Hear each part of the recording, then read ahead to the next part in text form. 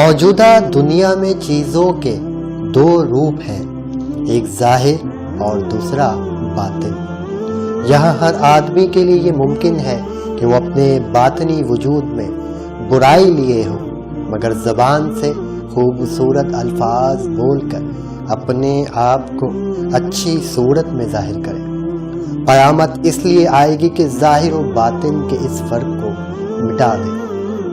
قیامت کا زلزلہ تمام ظاہری پردوں کو پھاڑ دے گا تاکہ ہر انسان کے اوپر سے اس کا خول اتر جائے اور وہ اپنی اصلی اور حقیقی صورت میں سامنے آ جائے۔ وہ دن بھی کیسا عجیب ہوگا جب حقیقتوں سے پردہ اٹھایا جائے گا۔ کتنے لوگ جو آج انصاف کی کرسیوں پر بیٹھے ہوئے ہیں، اس دن وہ مجرموں کے کٹہرے میں نظر آئیں گے۔ کتنے لوگ جو آج اہم ترین شخصیت سمجھے جاتے ہیں، اس دن وہ کیڑے مکوڑوں سے بھی زیادہ حقیر دکھائی دیں گے۔ کتنے لوگ جن کے پاس آج ہر بات کا شاندار جواب موجود ہوتا ہے، اس دن وہ ایسے بے حساب ہو جائیں گے جیسے کہ ان کے منہ میں الفاظ ہی نہیں۔ آج ایک شخص کے لیے یہ ممکن ہے کہ وہ اپنے پڑوسی کو ستائے، اس کے باوجود اس کو دینداری کے اسٹیج پر بیٹھنے کے لیے نمایاں جگہ ملی ہوئی ہو۔ ایک شخص اپنی شان و شوکت دکھانے کے لیے سرگرم ہو، پھر بھی وہ مجاہد اسلام کے نام سے شہرت پائے۔ ایک شخص اپنے اہل معاملہ سے بے انصافی کا طریقہ اختیار کرے، اس کے باوجود امن و انصاف کے اجلاس میں اس کو صدارت کرنے کے لیے بلایا جائے۔ ایک شخص کی خلوتیں اللہ کی یاد سے خالی ہوں، مگر اجتماعی مقامات پر وہ اللہ کے نام کا جھنڈا اٹھانے والا سمجھا جاتا ہو۔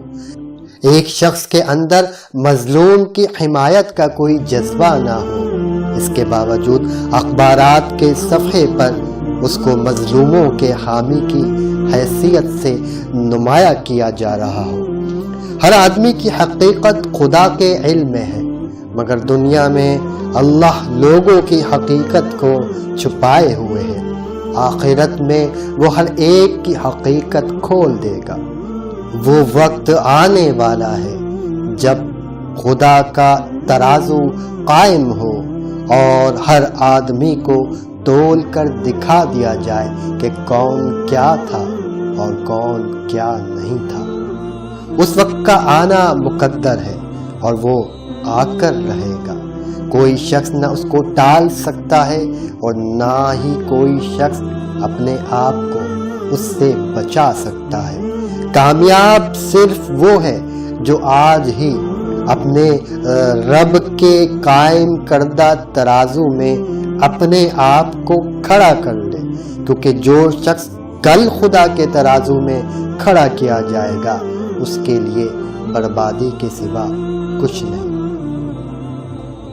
لہذا آج ہی اپنے رب کے قائم کردہ دین کے میزان کے مطابق اپنے آپ کو تول لو، اس سے پہلے کہ بہت دیر ہو جائے۔